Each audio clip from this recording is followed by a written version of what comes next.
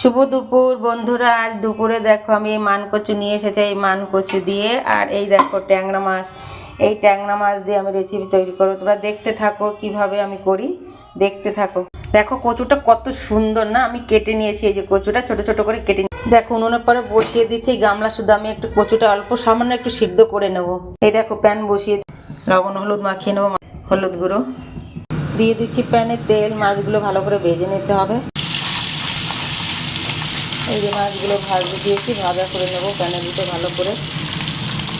এই দেখো মাছ সবগুলো উল্টে দিয়েছি, ভাজা হয়ে গেছে। যে লাল লাল করে ভেজে নিয়ে মাছটা ভাজা হয়ে গেছে। আর এদিকে দিয়েছিলাম কচু সিদ্ধ। দেখি কতটা কি হয়েছে কচুটা। বাহ, এটা কত সুন্দর গলে গেছে কচুটা। এই দেখো কি সুন্দর গলে গেছে কচু।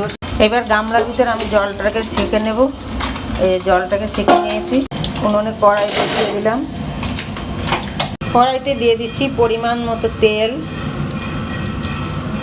দিয়ে দিচ্ছি গোটা জিরে, দিয়ে দিচ্ছি দুটো তেজপাতা, আর দিয়ে দিচ্ছি 4-5টা কাঁচা লঙ্কা। যেহেতু এটা কচু তো তার জন্য একটা লঙ্কা আমি বেশি করেই দিয়েছি, তোমরা চাইলে বেটে দিতেও পারো। এইবার দিয়ে দিচ্ছি কচু, দিয়ে দেবো পরিমাণ মতো লবণ, 1 চামচ হলুদ গুঁড়ো। এটাকে একটু ভালো করে কষিয়ে নিতে হবে। কষিয়ে নিয়ে দেবো গরম জল। কষানো হয়ে পরিমাণ মতো জল দিয়ে দিচ্ছি। জল ফুটে উঠেছে, এবার দিয়ে দেবো মাছগুলো।